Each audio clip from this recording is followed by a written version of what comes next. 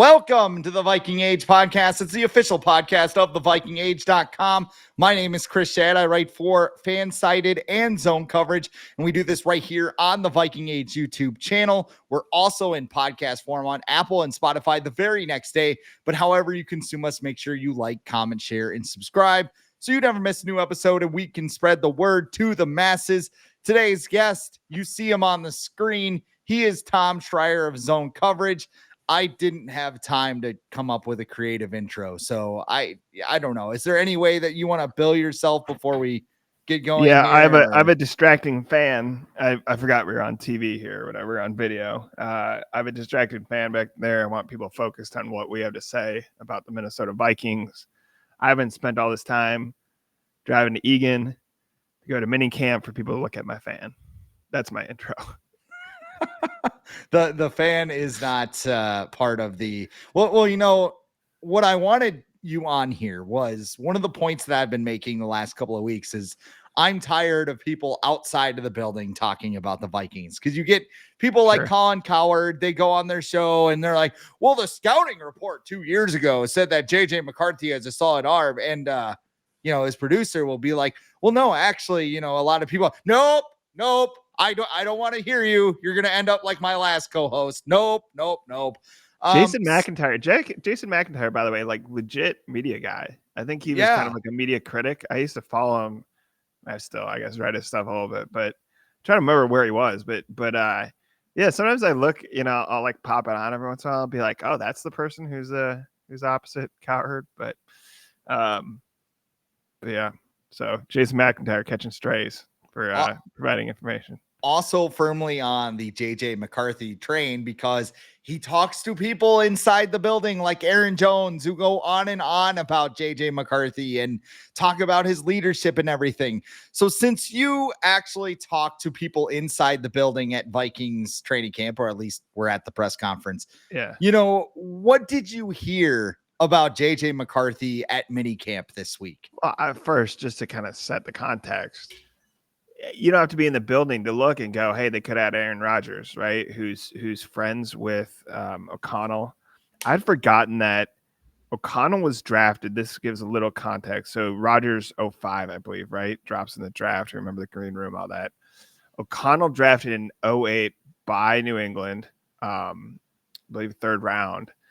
And he's drafted as, and I have this in a story somewhere, Ted Thompson is talking about the Favre situation, right? Like, is, Favre retiring, passing the torch to Aaron Rodgers. And it's just so funny that, like, I mean, obviously they're around the same age, both quarterbacks. There's probably some mutual respect in that. Like, remember when the Vikings went to London and Rodgers was playing for the Jets, and O'Connell's calling him like a supercomputer, right? And Rodgers probably knew that, O'Connell could get the most out of him, right? At that age, at 41, and look at that roster, Minnesota's compared to Pittsburgh's and stuff like that. O'Connell passes on that situation entirely. He tells Daniel Jones it's not a competition, right? And Jones goes where he thinks he can go win a starting job. And you go get a guy like Howell, and I think he's a quarterback project. I think this is more so you don't end up with Josh Dobbs and long live the pastronaut, right? But like, you don't end up having to trade for a guy like that and trying to kind of wring blood out of stone with a Dobbs and Jaron Hall or whatever, these guys who Mullins, these guys who they were trying to.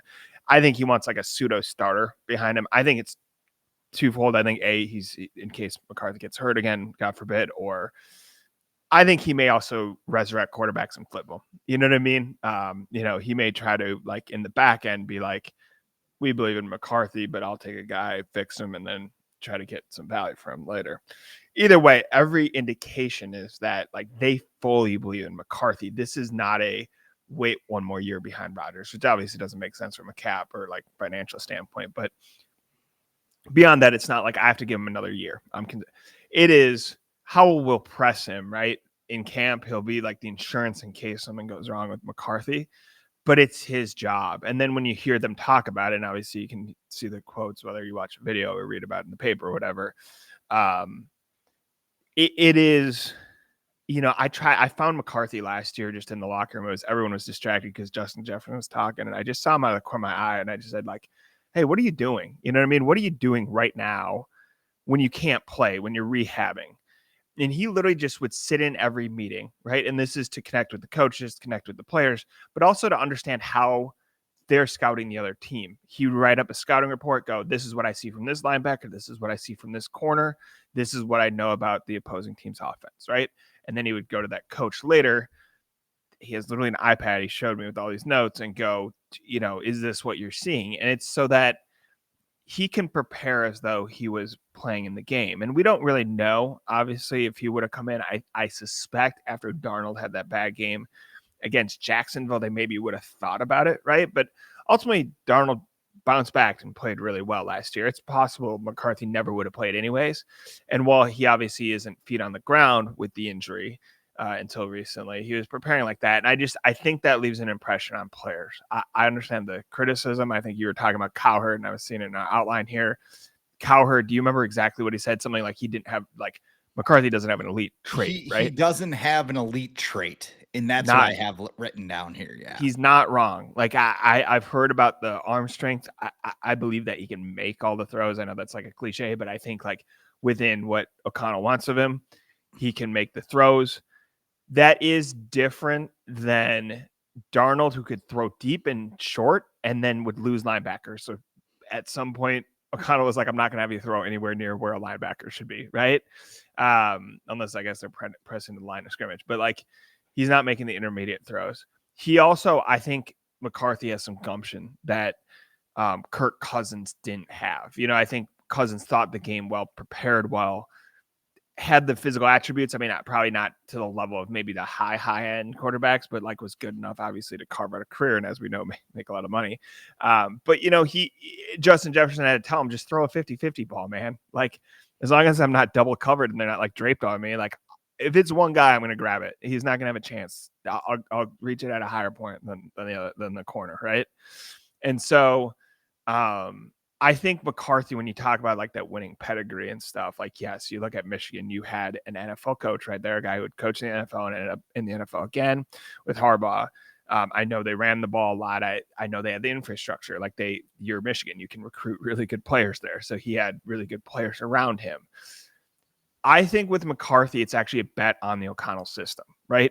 It's a bet that all these people who are telling you O'Connell knows what he's doing, the fact that he got a lot out of Cousins that no one else really did, the fact that he got that out of Darnold when Darnold looked, I mean, remember when they signed him for like 10 mil and you're like, okay, like Sam Darnold? yeah. He looked, and I understand the last two games, although, listen, like we could kind of see it coming with Detroit and LA having played them back to back earlier in the season, and then obviously when it mattered most late in the season. But also that was interior pressure, right? And that's why you go get Ryan Kelly. That's why you Fries. You go get these guys to solidify the offensive line. But it's also like for most of the season, Sam Darnold looked like a top prospect. He looked like a guy that like Lance Zierlein or whatever, these guys who like know what they're talking about, said this guy could be Andrew Luck. I don't think he's going to be Andrew Luck, although Andrew Luck is in a weird spot, right, in our memory, given how good he was at his peak and then how he retired early. But like, I don't know if Seattle is getting that kind of player, but Seattle did give him like $100 million, right? You know what I mean? And like, he made that money because of the O'Connell system, because of how O'Connell teaches quarterbacking, and because of the infrastructure, the players around him, the coaches. You think of bringing him McCown and stuff like that. Like, there is a reason like Daniel Jones will come here. There's a reason why like these guys are drawn to him. And so to me, it's like, as long as McCarthy can do what's asked of him with Kevin O'Connell, he is in a different position than the Chiefs, where the Chiefs, now granted, had some skill guys, but the Chiefs said, Patrick Mahomes, take us to a level Alex Smith cannot, right? You know what I mean? Like, elevate us because you are this perfect combination. Now, obviously, we didn't know. Look back at what people said about him. It was that he wasn't in a pro system and all these qualms they had about him. This is a dude who, because his dad was on the Minnesota Twins and then the Mets later, had been in front of crowds as a kid, literally just was carried in front of like thousands of people. Now, maybe it was the Metrodome, so maybe it was hundreds of people, but you know what I mean? Like, supposedly thousands of people. he got used to just being in front of people. He obviously has elite athleticism. He was the perfect guy to kind of elevate the Chiefs. And you think of what Allen did with the Buffalo Bills, who, like the Vikings, have had this history of like tormenting their fans, right? And you go on down Joe Burrow. Like, think of what the Cincinnati Bengals still seem like a mess. You know what I mean? Like, it still seems like, wait, you didn't think through this like Trey Hendrickson thing, or like, you're going to have to make some decisions with some of these receivers, or, whatever. And Joe Burrow, because he's talented, although like, again, like, I don't think there was that much kind of guarantee coming out, right? But he has the swagger, he has the talent, all this, and then obviously some infrastructure around him, as in some skill players he can work with. Like, he elevates the Bengals, right? And I just don't think that's what's asked of him. I understand like that there is a level the Vikings need to get to. We talk about no championships. How about you've been favored in 2 playoff games against Daniel Jones and this, wacky like Giants team you should have beaten. They lose. We remember where Kirk Cousins threw the ball relative to the first down marker, right? And then with, I think it was so painful in that last season because you had Detroit and LA were the only 2 teams that beat them last year. And you had this super hype game, right? I think Matt Daniels, this is their special teams guy, called it a slobber knocker. I had to look it up to be like, is that an okay thing to say on Vikings.com's live stream? You know what I mean? Think of the children. Vikings.com. Think of the children. Well, that is you actually, know where that's from, don't you? No, I'm sure you know. I knew it was like a fighting reference. That is a Jim Ross, the old WWE announcer who's now with AEW. He would call, a slobber, like a big time match where, yes, it would be a slot, if 2 guys are just brawling, it would be, oh, by God, it's a slobber knocker here, a Saturday night in Muskogee or whatever. So yeah, that's where the term it's a wrestling term, basically. I will be honest, having been there, I obviously went out to Detroit for it. Like, the city was packed, like, obviously people have this image of Detroit in their mind. I think of most of what you're thinking of, if you think of like these, the rundown old industry Rust Belt, all that stuff, that is like on the peripheral of the city. The downtown actually is like pretty typical of what you'd see in a Midwest city, if not kind of cool. But like, people there were jacked for it. Like, the energy in the building. You had Eminem and Haley, which I forgot Haley is like a grown woman. You know what I mean? Like, you think of like, go with him, Haley. And like, I was like, damn, dude, that's Haley on the big screen. But I think like, you have Eminem there, them getting fired up, mostly blue. If you go into most of these games, especially the Sun Belt games, where you have people from Minnesota, or like, think of like, people want to go to Nashville, right? People want to go to Florida when it's cold here or whatever. Like, maybe not Jacksonville, but like, you see a lot of purple at these games. This was all blue. They have this big giant kind of new stadium, right? And like, that's just a huge letdown. And then for the circumstances of the Rams game, the fact that the Rams, I think, were trying to like play with the matchups, right? You have these fires in LA, so they have to go to Phoenix. I'll be honest, anyone who's been out there, that stadium is like borderline not in Phoenix. I think Glendale at one point was supposed to be Scottsdale, which like most people who go to Phoenix are actually going to Scottsdale. That's kind of where the golf courses are, one of the nicest areas in Phoenix. This is like out in the middle of the desert. I had to take a Toyota Prius. I think it was like the Uber I had. My head was on the ceiling. Like, I was like pressed like a little sardine into that little car. And for an hour, it took forever to get out there. I'm like, this is the weirdest playoff game I've ever seen. They should have won it. But again, Stafford was getting out the ball out early. They put a whole bunch of pressure up the middle. And so like, this is the hump you have to get over, but it's not like JJ McCarthy save us. It's actually the Vikings being like, hey, just do your job. I mean, that sounds cruel. That's not really how I intended. It's more like, but you know what I'm saying? It's we're putting weapons around you. This system works. I know how to coach quarterbacks.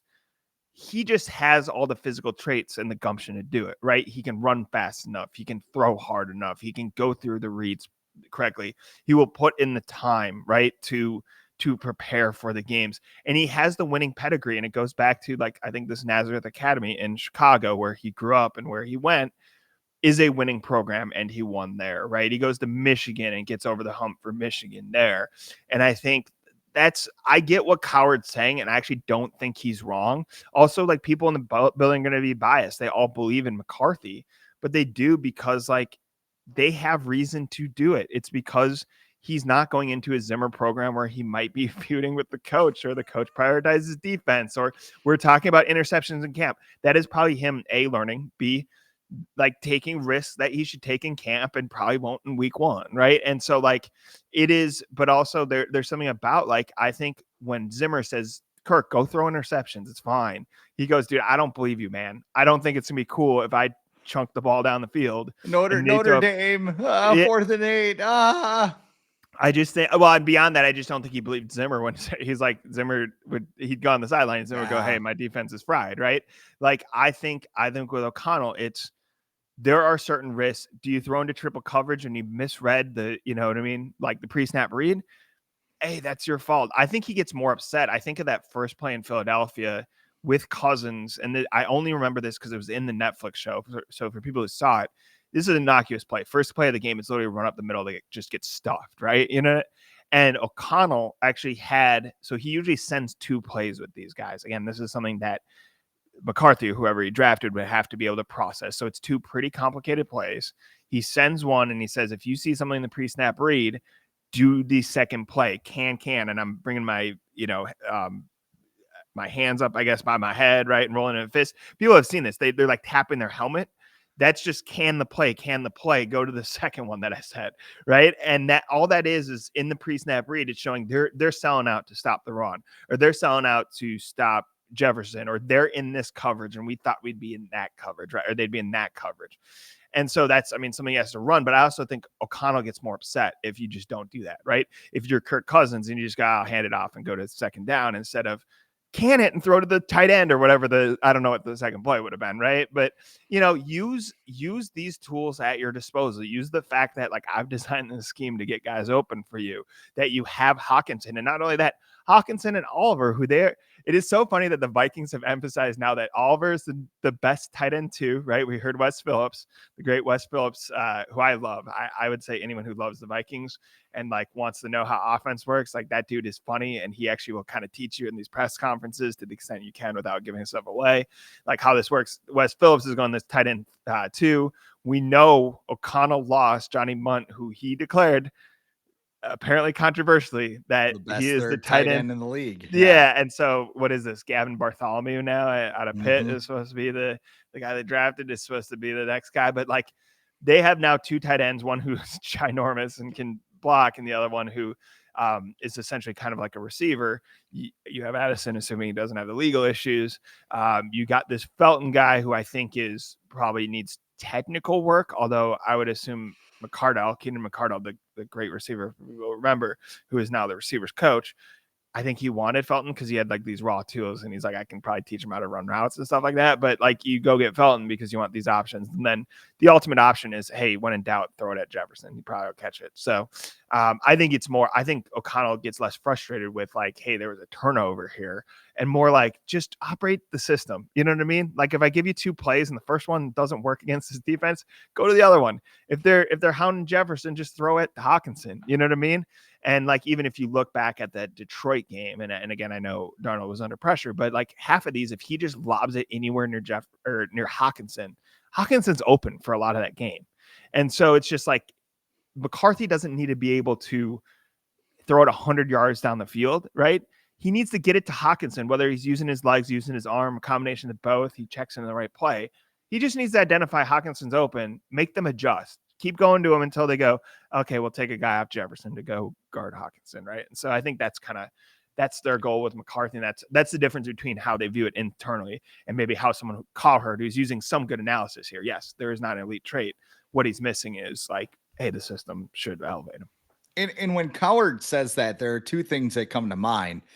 In the cinematic draft masterpiece, Draft Day, they have this line where Jennifer Gardner talks about, hey, Peyton Manning didn't have the best arm, but it didn't matter. Or like Joe Montana, she went through this list of all these guys' deficiency, and it said, well, it didn't matter because they did something else really well. And I would argue that some of these superpowers are more mental than physical. I think JJ McCarthy's superpower is up here rather than, and I mean, he has a big arm. We've heard everybody, talk about it. I mean, Judd Zolgad of Score North, who would probably ask Bruce Wayne what it was like to have his parents murdered in front of him when he was a child. Nothing against Judd. I thought that question was awesome when he asked JJ yesterday. Excuse me, but wait, so what did he ask JJ? He asked him about arm strength? I think he just asked you, hey, like, where do you think all this came from about your arm strength? Because people are like, yeah, you don't have an arm. And I can't remember what JJ said, but he just basically laughed at it. And he's like, I don't know. I didn't throw the ball a lot at Michigan. So that's probably what happened. But yeah, I think JJ McCarthy, Peyton Manning and Tom Brady were absolute psychos when it came to preparation. You could argue every quarterback is to a degree because you have to be to succeed in the NFL. But like they did it at another level. Brock Purdy's superpower is just knowing where the hell the ball's supposed to go, basically, which I think they mentioned this on Purple Daily yesterday that, that's part of accuracy is throwing it at the right place at the right time and having the receiver make the catch. You could argue that it's his leadership because we heard Harrison Phillips talk about JJ McCarthy and how it feels like Josh Allen when he was drafted by the Bills and, not a side-by-side comparison, but just, hey, this is your team. Go out, win it. You don't have to worry about Sam Howell or Aaron Rodgers lurking in the bushes with his, by the way, I mean, I have to go on this tangent, but his like wedding ring, my theory with that is he faked it. He bought it. Just, you don't think he's legally married? You don't think he's legally? Do we know what psycho woman would marry him? And it also comes conveniently after Danny Patrick made he leaves a trail of blood everywhere he goes or something like that. Like that dude 100% would buy a wedding band, be like, oh yeah, I got married. Yeah. So hold on. I need details. So I do know he was asked about getting married. I guess again, I don't like pay a lot of attention to Rodgers until like obviously with the Pittsburgh matchup, I will. But like he had a band, right? So he doesn't have. We didn't see a brass ring or whatever. We saw Correct. And he is not. Because his life's so public, we don't know who he's married to. He said that he got married a few months ago, but we don't know who it is, which I don't really care. Yeah. But also at the same time, it just seems very convenient. Like that would be him, right? Like, okay, everybody's talking shit. I'm just going to put a band on and like everybody will just shut up and be like, but like behind the scenes, there's like the weirdos who are like trying to dig into who is this woman? Did he get catfish? Is this Manti Te'o all over again? Like I totally would not put it past him to just buy the wedding band and just be like, yeah, I'm married. Yeah. I mean, he also had that thing about like, this is about the soul, not the ego or whatever. Yes. I mean, man, again, to be honest, I only know certain things about his life. Cause like, it's so prominent. I don't know how invested I am into like Aaron Rodgers off the field. I just think it's funny that like we've known kind of who he's with, but also like at some point, how do you keep this going? Like, does he just have, if this is fake, like, does he just have this band the whole time? Is there like, I don't know, either way, like this is one of the things you kind of skip. And I truly believe we will look back and people will kind of forget unless like he has this big season with the Steelers, which to be fair, Tomlin has dealt with weird attitudes, right? Think about it, like we didn't know Antonio Brown, who's like at large right now, right? As we speak, I think like aren't the cops looking for him? We didn't know like him, Le'Veon Bell to extent like that kind of got weird. Think of like these guys they had that we had no idea were kind of like, like kind of characters off the field. For some reason, Tomlin kind of runs this tight ship, and he's done it obviously a long, long time. But unless Pittsburgh, which has a really tough division, right? You're talking Baltimore, you're talking like the Bengals who are on the rise. I actually believe that if Cleveland just had not overthought this and just went with Baker, you talk again about like Watson, like what, why would you like get in that business, right? But like, I actually think like Cleveland has a good coach, Stefanski, right? The long-time Vikings guy, but like, and some players on that roster are pretty good. But either way, like Pittsburgh's probably stuck behind two teams, right? Unless you really don't believe in the Bengals, right? I think we're gonna look back and be like, we're gonna forget that like Rodgers had these like the random, injury, right, in the first year with the Jets. the kind of whatever that season was last year. And at some point, it's just like, yeah, the juice is not worth the squeeze. You know what I mean? It's just not worth. I mean, he'll be prominent. I don't think he's just going away. You know what I mean? Like, we'll hear from him. I just don't. He attracts attention in weird ways. You know, like this. Obviously, this is before our time, but it's almost like, what was it? Johnny Unitas was a Ram, or Joe Namath was a Ram. Somebody went to the Rams, like one of those guys, and it's just like, what? Late stage Montana, right, with the Chiefs. Yeah. Yeah. I mean, yeah, it's just very few people are, to use a local example, are like Favre, where there are still, I mean, obviously it's for trolling purposes, but there's still Favre was a little bit different because he had that blow up year in 09. Like if he if he plays like he did the second year, you go, oh yeah, he was on the Vikings for that 1 year. I mean, Jim McMahon, I think, was on the Packers and the Vikings, right? Yes. Warren Moon, Vikings quarterback. But yeah, so I mean, I don't know how we got down this rabbit hole. Either way, I mean, Rodgers is going to be prevalent to Vikings fans because that is going to be, I mean, it's very funny how quick this is going to happen, right? It will be the constant monitoring of McCarthy, right? Throughout camp. How does he look? Does he look ready? We'll get an answer of some sort in week 1. And then, dude, week 4 and 5, you are in a foreign country for 2 weeks in a row. 2 different ones. You're in Ireland for the first time. And this is where there's a ton of, having talked to some people about this, like there are tons of Steelers fans there. The Rooney family has, a foothold there, and I think they've been able to license and sell Steelers. That we know that the Steelers, although Pittsburgh, relatively small city, like you have like Steelers fans throughout. You know what I mean? It's like the Broncos. It's like the Packers. It's like the, you know what I mean? Like a handful of these. There's a lot of Dallas Cowboy fans, even though Dallas is a huge city. Like, a lot of Cowboys fans who don't really have a relationship to Dallas. They just, everyone talks about the Cowboys all the time. So like, Steelers are one of those teams. And then obviously you have the Cleveland angle where it's that there may be more Vikings fans. They've been in Tottenham a few times. There's some fans around London and the surrounding area that are Vikings fans and stuff like that. But it's going to be crazy that Rodgers madness, we kind of saw it last year, right? With the Jets and with them going overseas to play them and stuff. But like, that Rodgers madness, unless he gets hurt or something, is going to be in our lives 4 weeks into the season as the NFL is watching, because they're, you know what I mean? This is just going to be a huge deal. Every football game kind of is between good teams, but like, it'll be a huge deal because they're going to Ireland to play a football game. And the league is probably just like with Brazil. They're probably, Brazil, very different place than Ireland, but like they're probably seeing if that would work, right? Should we have a game in Ireland every year? Should we have a game in Brazil every year? So we have a team in Ireland or Brazil? Well, I mean, the speculation, right, is always Jacksonville. It is very funny. I think Nelson would be okay with me saying this because I think he wrote it on our site. Nelson Thielen is from Orlando. He is a fan of the Vikings. This is one of our writers, because he loves Florida State and because a quarterback named Christian Ponder, who was very good at Florida State University, who was very good in Tallahassee, Florida. Yes. I don't know if people remember this, was drafted by the Minnesota Vikings. Was not very good when he wore purple. And so he became I think this is the only person like this, became a Vikings fan because of Mr. Christian Ponder. I told him, I'm like, I could get you a ticket up in Jacksonville if you want to go and write something about it. And he goes, I don't want to go. And then his wife got him tickets. So he went up there. But he wrote it like, my friend's dad is from Jacksonville, so I know a little bit about it. That is not a world-class Florida city.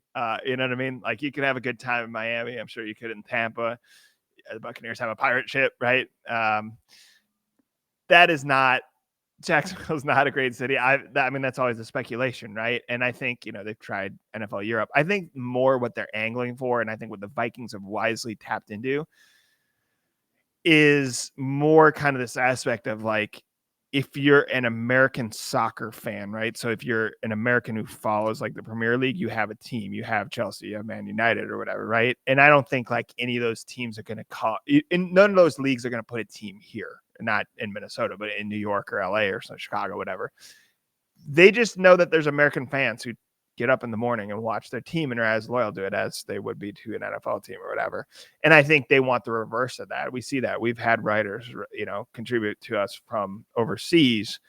The Packers have a lot of fans in Brazil, which is kind of random, right? They were talking about the Steelers and Ireland. And in my experience going out to London, like there are German Vikings fans. There are people from London who are, and think of how big London is. Like you only need a handful of those guys really to be invested in the Vikings. You have a pretty big fan base there. Dutch, stuff like that all around Europe. And so yeah, there's just going to be a lot of, as much as like, I don't need to pay a lot of attention to Aaron Rodgers. He's no longer the Packers quarterback. Like, you know what I mean? Like I'm more invested in like how Jordan Loves is doing. Right. And like in the same way, like Caleb Williams, how he's coming along. What does Ben Johnson do with him? And even in Detroit, like think of how funny if you had said Dan Campbell, do you idolize anyone more than, be honest about this, than Dan Campbell? I feel like Dan Campbell is, if you could like Madden create a coach, it would be a beer chugging guy who's like probably over caffeinated and like probably needs more sleep.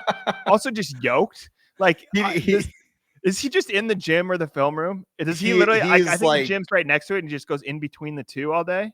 You could just cast him like for any, like a Blue Mountain State or whatever. Like, I feel like you could just cast like a dude that looks like Dan. Like if you were to write up, what do you want the coach to be in this sitcom? Like Dan Campbell would probably be listens to Metallica, has 2 black eyes every morning, which is a coffee drink, not like a figurative term. But if he showed up to practice with 2 black eyes, I don't think anybody would ask questions. All of those things, kneecap biting football guy. Yeah. So I just, but also has, more like if you said him and Jared Goff, right, would turn around the Lions.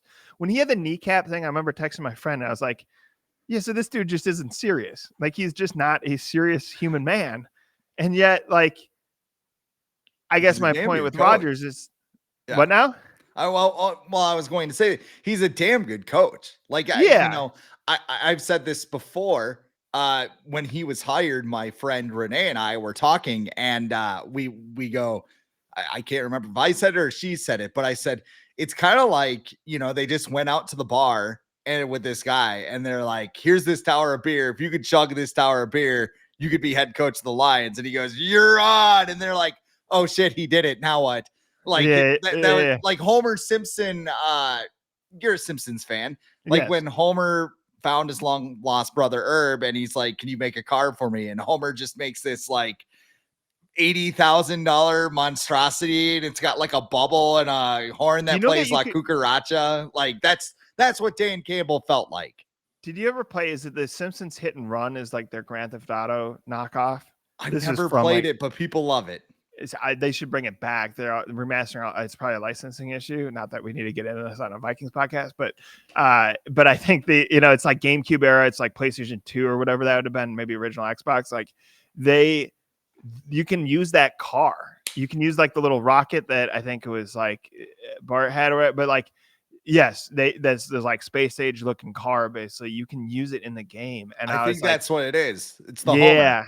Yeah. And I've watched the show extensively. I actually forgot that was like I was like, what is this thing that I have? But here's the thing. The Simpsons are right about everything. Like if you ever see, I don't think they ever did this. If you ever see a Vikings winning the Super Bowl in the Simpsons, they will probably win the Super Bowl. It is ridiculous how like, you know what I mean? Like how these little things, I guess if you run enough episodes, you're just like throwing darts and if you land, but like, but yes, I do remember the Simpsons would be a long story short. I would not be putting this much thought into Mr. Aaron Rodgers, except that like he will be an opponent. This will be a storyline and like they passed on him and going back to McCarthy, like this is their belief in him, right? That you don't need 41-year-old Aaron Rodgers who, you know what I mean? Like you're gambling on there's something still kind of left in the tank there. And I understand it. People will say, hey, if you look at certain Jets games in certain moments, he looks like old Aaron Rodgers. My argument is always consistency is what matters in the NFL. Why Justin Jefferson is good is he consistently beats the corner on a contested catch, consistently runs good routes. Right, you know what I mean? Like you freak out when he doesn't have a good game because you're like 23 yards. Like, did they figure out whatever? And half the time it's like, hey, the Jacksonville just like sold out to get him and everyone else burned him, right? Or whatever. Or was it Chicago? Chicago was that game. Chicago, yeah. And I think Jacksonville had actually used like the cover 2 or whatever. And yeah, the Chicago game was so funny. Like, I think it'll be different now that like Ben Johnson, we don't know who will be like as a coach, but like, I gotta imagine will be better run. It is so funny that Chicago and that their coach Eberflus, I think, right, was a defensive guy. Like, just didn't think that through. He was like, no, everyone's doing this wrong. You just take Justin Jefferson out, and they were like, fine. You know what I mean? Like Addison I think Addison had a crazy game, and Hawkinson, played really well. And you're like, well, yeah, it's just because like they didn't defend it right. So. Believe it or not, Detroit didn't see that and go, oh, that was the right call. You know what I mean? Glenn or whatever, the new Jets coach, wasn't like, yeah, I think Chicago's doing it right. But either way, blitz the shit out of Darnold instead, and yeah, and whatever. I mean, like I said, and that's my belief in McCarthy is less. I don't know how good he is in a vacuum, to be honest with you. My belief in him is that like he will take advantage of the infrastructure, and then not to say that there aren't other quarterbacks who could have, right? But it's a different ask. The Patriots are going, hey, this is post Tom Brady. Drake May, can you get us back to where we were? You know what I mean? That is a different ask than like with McCarthy. It's like, just don't do anything crazy. You know what I mean? Like, don't, I mean, that was the funniest thing about Kirk Cousins is that he played everything safe, and yet he created so much chaos. You know what I mean? Like I think I'm going to check it down because it's just the safe thing to do and nothing bad will happen. And everybody's like, more than anything. So I think of that Bills game, and the Bills game just stood out to me because I just had no idea what Buffalo was, right? I mean, obviously growing up, I'd watched the Bills a little bit and I knew that they had the hockey team, the Sabres and stuff, but like, I guess I'd never been out there, and Niagara Falls is why you would go out to Buffalo. The city itself doesn't have a ton going on, but like, I remember going out there, and like that's another one where it's mostly Bills fan, and this is obviously the famous Jefferson catch or whatever. But I think back of they could have screwed that game up 100 different ways and just got lucky that they came out with that win, right? I mean, if it's 4th and 17, and it's like, here's the thing, Cousins did the right thing, but that was he's down there somewhere, right? That's an arm punt. It looked like an arm. In fact, I thought it was a pick. And I remember Will Raggets was sitting next to me, and he goes, I think Jefferson caught that. And I was like, F you, Will. He didn't catch that. But I mean, think about, dude, we forget Kirk Cousins looked at a human man in a blue jersey and just chucked it right at him. And you're like, dude, how? That's not purple. That's not the white jersey that they wear on the road. I did not live in that building long because it was like right when I first moved to Brookings. So I wasn't in my current apartment. I was in kind of the transitional one. Yeah. And I remember like screaming so loud, and like I saw my neighbors across the hall, like I think the next day, and they're like, oh, so you like that Vikings game, huh? And I'm like, I'm so sorry. I don't know how Jefferson caught that. And they were like Cowboys fans or something, but the doors were pretty thin. And I mean, when you're in an apartment, you're kind of, the apartments aren't too far from each other. So you can kind of hear things, but yes, that catch, I totally thought Kirk was just throwing it out of bounds on that play. And all of a sudden you just see Justin Jefferson go up with one arm and pull it down and grab it out of the guy. Now, granted, I think the secondary was kind of light there, but like, I can't remember the player. He literally like grabbed it out of his hands with one hand of falling down. And so, I mean, he's a special player. It was more kind of that environment too, that is one of those areas you just don't see much purple. That was all blue. I saw it when I was walking around. They're fans who are like nice people. This is not Eagles fans. It's not like some of the nutty. These are nice people. They're just out of control. I mean, Chris, this might be like your Valhalla. And now that I think about it, this is drunk dudes jumping onto lit tables, stop, drop, and roll on pavement. Like it's like, but that is real. They're into it. They're crazy. Dude, the fact that some guy's showing up with lighter fluid, you know what I mean? They're barbecuing and be like, are you grilling? And he's like, nope. I'm lighting this table on fire. We're going to jump through it. Yeah.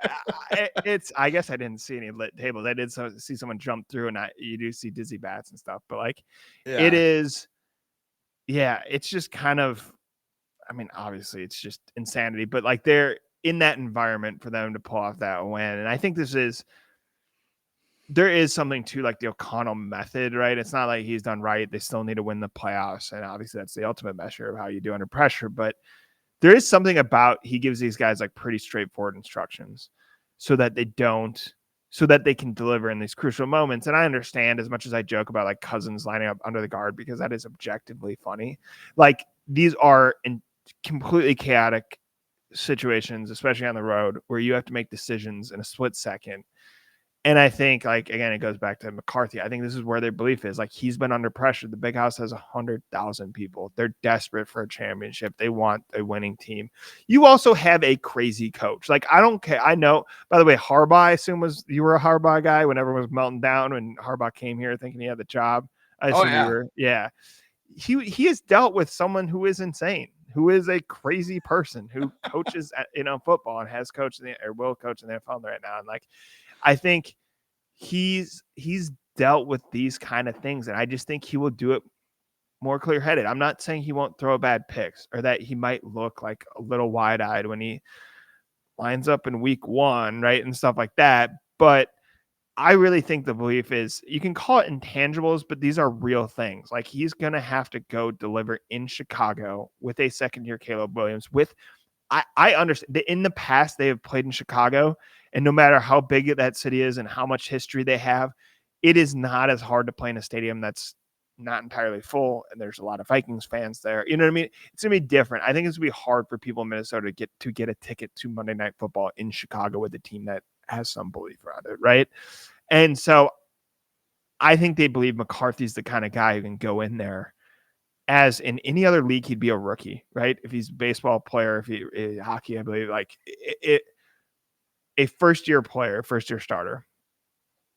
I just think there's this belief that, like, I know the skill level is better and he's got to adjust to NFL players, but like, how much harder is that though than going to Ohio State? You know what I mean? Like, for the Ohio State Michigan game, how hard is that? I don't remember where they played playoff games, but like, how much harder is that for the playoff games that he has played? And I think that's where I agree with him, that like there is just something about him. Like, he has like this, he's not like as cool as Justin Jefferson. Very few people are, but he has like this charisma and this ownership that he's taking, right? I want to know all the coaches. I want to know all the players. I want to know what every player does. He kind of greets everyone and just takes ownership of the situation. I believe someone who does that also takes ownership of situations. Like, it's 3rd and 9. You have to get a first down right now, right? You know what I mean? In Chicago in week 1, when everyone's judging you against Caleb Williams. And I think, again, that's one of those things. Like, by the way, a guy like Howard, and I don't mean to pick on Coward specifically. That is someone in that. Go for it. I mean, everybody else has, but yeah. But I think like it is. I will be honest. I think Cowherd will, if McCarthy looks good in Chicago week 1, he will acknowledge it. You know what I mean? I don't think it's anything like specifically against McCarthy. I think it's just, you don't need a savior at quarterback. I understand that's why we think about it that way, because we still talk about Fran Tarkenton because he was like the last guy everyone agreed was really, really good. There's a reason why there's still Favre jerseys. That was like a franchise type quarterback who made a pit stop here, right? There's a reason why there was this Cousins contingency. That was the group that said, just give me someone good. And that's what Kirk Cousins was, right? He was good. He wasn't great. He didn't elevate. But look at him compared to the history of the team. What McCarthy is just ideally is just a step better, right? Is just like, you go, that is a great quarterback. It's not because of he's not going to be as fast as Lamar Jackson. You know what I mean? He's not going to have Josh Allen's arm strength. He's not going to have like, I don't think he's going to be like Mahomes. I guess I wouldn't be shocked if he throws the ball behind his back, but he also doesn't. It just feels like you're not going to see that, right? Only Mahomes really does that. I think it's more like you're just gonna be like, that dude's in control. That is his job, just be in control. I can run the offense. It's not all on him. He doesn't need to make any saving plays. He really just needs. I go back to that Cousins thing, which we probably overdo against the Giants, because it's like, that was a perfect example of, if you look at a screenshot of when he threw the ball, he did not have anyone open. But KJ Osborne was about to pop. And it just feels like your odds are better just gambling on Jefferson, right, than it is like asking Hawkinson to get a first down when the ball is behind the sticks. And I just think that in moments like that, he's just going to take that risk, right? Because I just don't think he's going to, in the back of his mind, he's going to be like, I didn't do anything wrong if I throw it to double coverage and it gets picked. It sucks. You lose that game. That is not entirely on Cousins or that moment, right? It was like the Donatello defense was just broken and shatters at that point, right? Like, they had trouble running. It was basically against an option, right, with Jones and Saquon, and like, but I think McCarthy could save you in games like that, right? If it's week 4 in Ireland and think of how like that game went in London, right? Where like it looked like the Vikings were going to run away with it, right? Like I thought people who spent all that money to go see a football game who can't then go see one next week, right?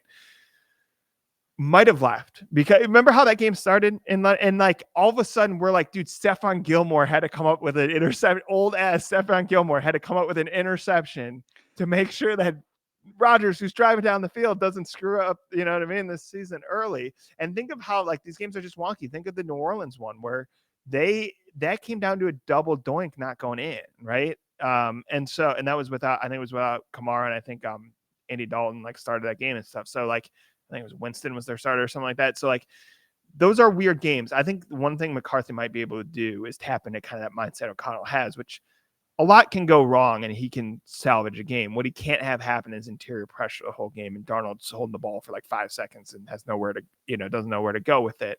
Or, I mean, the weirdness of like in the regular season, you had the Detroit loss, right? Where they basically max protected and threw dagger, which is what teams have done to beat the Vikings, right? These in-breaking routes thrown over the top of the defense, and then like playing 5 days later, right, in Los Angeles. And so I know that's like a high standard to have, but it's a different standard. It's not save us, JJ McCarthy. It's, man, we're having a weird game. Can you just get us out of here? You kind of like what Darnold did ultimately, right, in that Jacksonville game. Just get us out of here, get us some win. Let's run to the next week and hope it goes better. Well, I have a bunch of other things planned, but we are kind of running short on Oh, did you not plan on talking about the Simpsons mobile? No, that, and Aaron Rodgers. Hey, it was my fault too, because I started talking about Aaron Rodgers wedding ring propaganda. But yeah. I gotta get to our sponsor here, because Underdog is one of the best places to make picks during playoff basketball, and you can take a swing at picking baseball this season at Underdog. Underdog is one of the leading sports apps, and you can play now in your state. Their app has over 100,000 five-star reviews and millions of players to play. All you have to do is download the app and choose whether a player will go higher or lower on one of their stats. You can choose from things like points, assists, home runs, strikeouts, and so much more. And once your picks feel good, you can play with as little as $1. And if you get everything right, you can win up to 1,000 times your money.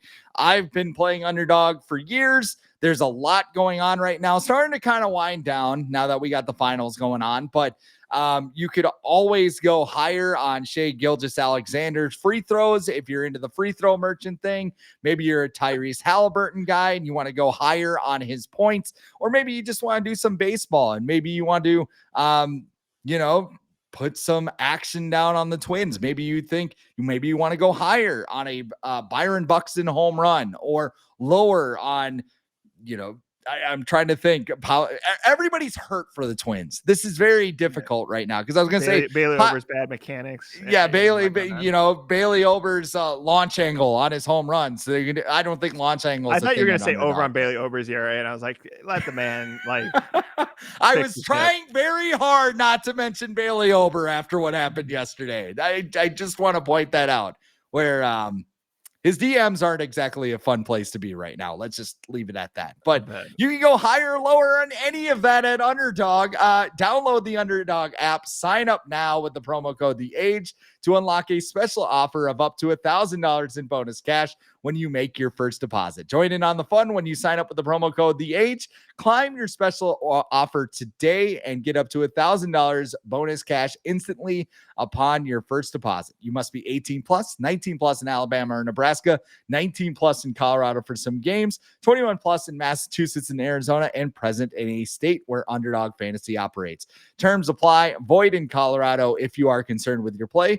Call 1-800-GAMBLER or visit www.ncpgambling.org. In Arizona, call 1-800-NEXT-STEP or text NEXT STEP to 53342. And in New York, call the 24/7 Hope line at 1-877-8-HOPE-NY or text HOPE-NY to 467-369. Okay. So I had a bunch of things listed here, but since you were actually there, let's just do it this way. What is the one non-JJ McCarthy thing that stood out to you during all the press conferences, all the talking with the reporters and rubbing elbows and that stuff? What was the one thing that you walked out of minicamp and said, okay, like a takeaway or whatever? Yeah, I'm trying to think if I have anything like super unique. There's two things that stood out, one small, one bigger. Darasaw's there and playing with the brace, right? I don't know if that means when he'd be ready. I don't think he can pencil him for week 1 or whatever, but like Darasaw matters so much. I think it was the Rams game he got hurt, and you just see like the offense changes, right? I think it was Robinson they went and got, like they immediately try to patch that position together, but like you can just leave him on an island and that changes the entire dynamic of the offensive line. If you can go, hey, just snuff one guy out and we'll take care of the rest. And so I don't have much more to say other than like that's encouraging. He's out there physically playing a little bit now. Granted, probably limited with his injury there. But the other thing is just like Dallas Turner. I know people probably heard this and read into it a little bit, but like Brian Flores, who's very careful with what he says, essentially went out of his way. It was almost like unsolicited, saying like, listen, I see him as a third starter. I think Turner's one of the most interesting players on the roster. He's not going to matter as much as McCarthy because it's quarterback, but like you need rushers, right? And I thought they were drafting a Daniel Hunter replacement. I thought he'd be more like Grenard. I think he's actually more like Van Ginkel. I think he's a little bit bigger now, and he will like he is 21 and he looks like a college kid. You know what I mean? Like he just because he's that age and like he's young and I think I don't think he's going to be. Daniil Hunter was like a creative player, right? He looked like he could jump into a Mortal Kombat game and you wouldn't blink. Like you and I would just be like, yeah, he's going to go like to be like Jax or something, right? He would finish off Saw Khan. You know what I mean? Like yes. he could. Yeah, I mean, I'd be afraid if I'm Reptile going against Daniil Hunter, and so I don't think he's going to be like that. But I think like Van Ginkel, if you look at him, Van Ginkel looks like most dudes in Iowa. You know what I mean? He's a small town Iowa dude. Now he has better hair than most of us, right? He has the long flow or whatever. He looks like a Viking, but like, he's soft spoken. He just kind of looks like a dude. And yet, if you have a Brian Flores, you realize like, I don't like, again, we talk about Metellus. Van Ginkel's in the same camp where it's like, I don't know what he is, but he like, no one knows what he's doing. Like Aaron Rodgers, who for all his faults, and I'm not going to talk about Aaron Rodgers more, but like he, in that Jets game in London, had no idea Van Ginkel was going back and threw the ball at him. You know what I mean? And that is a guy who studies tape, who's been in the league a long time, has great instincts, right? And I don't know if we're going to get all these gink sixes, right, is what people are talking about. But this is a guy who's getting close to 30 and has been in the league a while. I think you could still get a few more good years out of him, although they did prioritize doing a shorter contract with more money. I think it was 1 year, 23, right? So like, I actually think Dallas Turner may be kind of a combination of Grenard and Van Ginkel, but I think he's going to be more like Van Ginkel in that I think who was it? Pierce or whatever is the Baltimore player who had that pick and everyone was like, how, you know what I mean? Like he's this little round guy, and like, I think it would not shock you. Turner's probably not going to have as soft hands as like maybe a traditional linebacker, but like he could have a pick. He could disrupt, you know what I mean? He could be a double team on a guy, let's say a tight end or like a guy on a crossing route that like, you just want to make sure he doesn't get the ball. And I think he might make players guess, is he coming at me? As if you're a quarterback, is he coming at me? Is he going back in coverage? And I just think when you say you see him as a third start, this tells me like they're not trying to hide behind kind of vague language of like, he's coming along. Like when I asked Phillips about McCarthy in the offense, and I don't think there's anything wrong. He just goes, hey, he's where he's supposed to be. You know what I mean? It doesn't tell you anything other than that, like, yeah, he's just coming along. It's a complicated offense, right? With this was a step further that from Flores. It was more like, I see him as another starter. I just think that's important too, because they really, as much as Flores likes to rotate these guys and really believes in I think he really believes in these guys who come from like, the USFL or whatever, who are undrafted, who Metellus came from a separate regime and was drafted late. You know what I mean? And I think he goes like, yeah, people just aren't evaluating these guys right, and I can maximize them.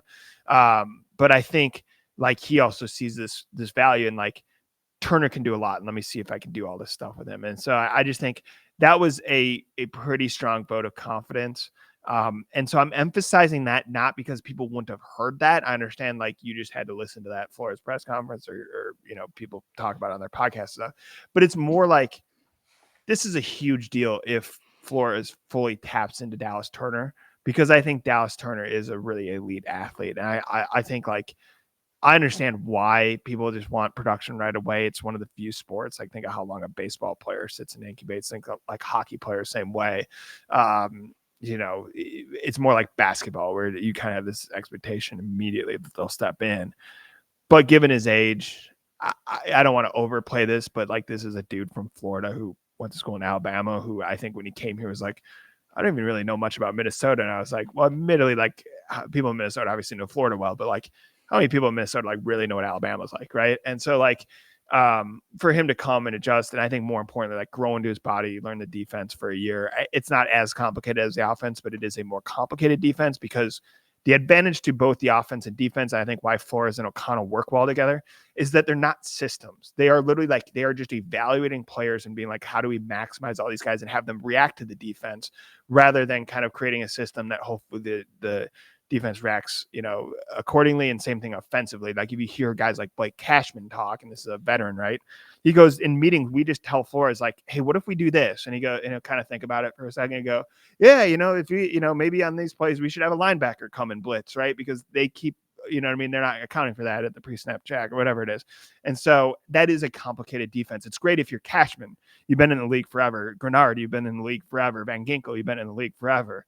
It's different when, even though like obviously Alabama is a sophisticated system and you're well coached there, like it is different for a player like that coming in. So I just love that vote of confidence. I actually think that's more. I know Connell says this, that the organizations fail the quarterback before the quarterback fails the organization. I actually think that's kind of true of most players, is in if you have as much talent as Dallas Turner, it is the organization's job to the extent they can to get you ready. You know what I mean? Like to teach you the defense and to keep you healthy and to rotate you correctly. And I just think it's going to be huge, even if he doesn't emerge as a superstar. If you just are comfortable rotating him late in the season, I think he's done his job. If you felt comfortable putting him in games like Detroit, the slobber knocker, right? Or the playoff game against the Rams, like that to me is huge for the Vikings. And I like the idea that it's not like they're disappointed that Turner didn't do more as this first round pick they traded up for, and more like, hey, he's still there and he's going to be very present this year. That I'm glad you mentioned Turner, because that's a good segue to what's going on at zone coverage right now, because I wrote about Dallas Turner and JJ McCarthy in particular a little bit in my latest piece for them. Excuse me, I'm getting texts from my co-hosts right now, just making sure it's from not your agent. Anything important. This podcast has been so good. You're getting paid more. You're gonna be like Van Ginkel. Yes, exactly. No, Adam's just talking about, right. He's on the Roman Reigns schedule. He's got some questions. Apparently, does he have always wet hair? Roman Reigns, who you said Roman Reigns is one of those ex-Vikings, right? He went to training camp with the Vikings. That's how he found out he had leukemia for the first time, because he got here. They gave him the physical, and they're like, "Hey, dude, you got leukemia." And that's insane. Yeah. So do we know why his hair is always wet? You know what I'm saying? That's just a wrestling thing. Like anybody who goes out, like there was like this one stretch where Triple H didn't have his hair wet, and he just wrestled and was super weird. So anybody with long hair, I don't know. It's like looking cool in the uniform, basically. I gotcha. Because his hair is always wet. But anyways, go on. I don't know how we got onto Roman Reigns. What were zone coverage? What you wrote most recently? That's what yes. I always joke Adam is on the Roman Reigns schedule because he's on every other week, or every 2 or so weeks. So he was checking in from his He's got status. Yeah. Yes, exactly. I was talking about Dallas Turner and JJ McCarthy. Everybody wants instant gratification, right? With the rookies and stuff, because Randy Moss was awesome. Justin Jefferson was awesome. Adrian Peterson had a game where he ran for 297 yards in his rookie season. People talk about that. And then you go to the Lewis Steens and Laquan Treadwells, and they're like, oh, this guy sucks. And most of the time you're right. You didn't get anything from McCarthy and Turner in year one, but these are guys that are 21 and 22 years old. You look at a guy like, Jaden Daniels, I didn't know this. He's going to turn 25 in December. Bo Nix is already 24, soon to turn 25. Versus the guy everyone liked, and he was 24. Jared Verse, correct. Yeah. He's turning 25 this year. You look at all those and you go, well, why didn't we do that? Jared Verse he had awesome pressure numbers according to PFF. He only had 4.5 sacks last year. I looked that up and I was like, really? Because he seemed like he made a bigger impact than that. But a guy like Turner, he's 22. JJ McCarthy, 22. If those guys make leaps in that second year, I mean, the championship window that we're talking about is going to be pried open for years because you have an offensive stalwart and you have a defensive stalwart, and now you can build around those cornerstones in addition to what you already have. So that's what's going to go down at zone coverage. And I mean, that's kind of what my thought process was on the whole Dallas Turner discussion. Yeah. So we have daily content on the Vikings, including you, including me. I wrote about how they're kind of still putting this puzzle together, just starting right. You think of Hargrave Allen coming in, like their draft picks and whatnot. And I just think it is, as much as they have a foundation, that's kind of how Flores described it, right? We have the foundation, like the defense will change because and this is it's gonna be really hard if someone ends up hiring Flores, and that's a whole different thing. But like, because it's not a system. What he does well is he evaluates players really well, and he understands how the puzzle pieces fit together, and that's kind of what they're doing right now. And so I do think they get the thing done with Metellus. I think he just has more value here, to be honest, than he would elsewhere, and the Vikings are accommodating that. And then you have a lot of the same players coming back. I just think the exciting thing is, what if Dallas Turner takes that step? Think of this with these additions, and again goes back to, it's not save us McCarthy. It's like the defense will be good enough. You know what I mean? Like, just go out and do what you're supposed to do, and you'll score enough. And this team should win more often than they loses. So that's my latest piece. Obviously, a lot of Vikings content, and we'll have it throughout the year. It gets a little dry, right? We're talking July, where it's a little hard to come up with topics. I wish there was like a tight ends show or something. You know what I mean? We did a lot off the quarterback because Kirk Cousins gave us a lot for a show where he literally got to choose what they put in. We got a lot off that show. We had a lot off the receiver. It was frightening seeing Justin Jefferson like coughing all weird and his parents freaking out or whatever. But like, there was a lot of good stuff there, just kind of about what makes Justin Jefferson. But we'll look back and, at the season and kind of what was, and then obviously look forward to like what I see as just a monumental season. Like, there is a lot of pressure on the Vikings. I actually don't think the win total will matter as much. It will matter, but I think it's going to be more, do you position yourself to win in the playoffs? And hey, it's about time. Like, that's the one thing they haven't done here, right? So I really do obviously believe in O'Connell and Kwesi. I think, aside from obviously that 22 draft, has done a lot of good things. And I do believe in McCarthy in part because I just think he's asked to do something reasonable. But that is the big question is, hey, you've been favored in 2 playoff games. You probably should have won, in the first round. Now you would have entered a pretty tough second round matchup. But what does this team do to win in the playoffs next year? And then just, can you get close to the teams like Philadelphia, right, that are so well run and should be good for a long time? And how do the Vikings leap into that echelon next season?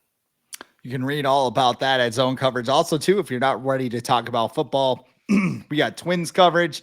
We got Timberwolves off-season coverage. Bill Guerin's already fumbling the Wild off-season, so that's super fun. Just sign Rossi. He's tiny, but sign him. He's fine. He's too small. We got to get older. We lost out on Brock Nelson. What are we gonna do?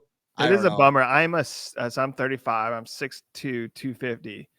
If I had any athleticism, Bill Guerin would be calling my personal cell phone number to ask me if I could play center for the Wild. But it would be nice. I say this as a 35-year-old man, and I guess, Chris, I want to speak for you. Leave things to the kids. This is why we have writers who are like 22, 23. They're in their prime.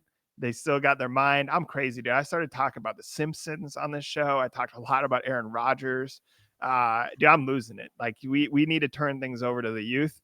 So, Mr. Bill Guerin, if you could kindly sign some young guys. The youth in our Wild chat, they can handle it. They're not American. I've taken my lumps in that chat, just like angry old man yells at cloud. There's another Simpsons reference, but you can Grandpa Simpson, but you can read if you want to read about the Wild, the Wolves, Twins. And obviously Vikings. I understand people listening here are engaged year round. We all know this. July can be a little tough, but we will have daily content throughout that. And I'll be honest, I always say this, and I love the summers here. August comes quick. You know what I mean? Like, all of a sudden we're like, man, they're in camp and Chicago is right around the corner, the game in Chicago and all that stuff. So we'll bridge you. We'll have content until that happens, then, and we'll be full bore. Once it's camp time, everyone's ready. And of course, I got to drop the namesake, thevikingage.com, got all that stuff. So if you're looking for content to bridge you over, You got it everywhere.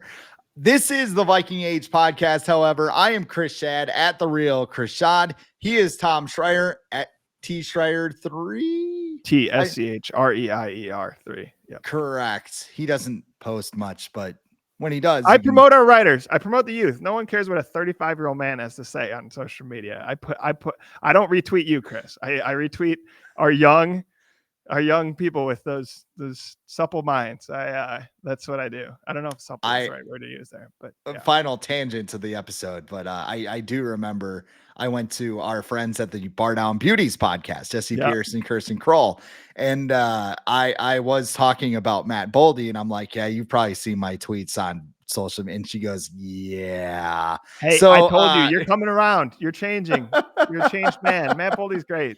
Matt Boldy is an elite passenger. I will put it that way. But I don't know. The Royal Hockey families are going to start showing up at my door, though. But Viking Age podcast, we're right here every week on the Viking Age YouTube channel, podcast form on Apple and Spotify the very next day. But however you consume us, like, comment, share, and subscribe so you never miss a new episode and we can spread the word to the masses. For Tom Schreier, I am Chris Schad. This has been the Viking Age podcast.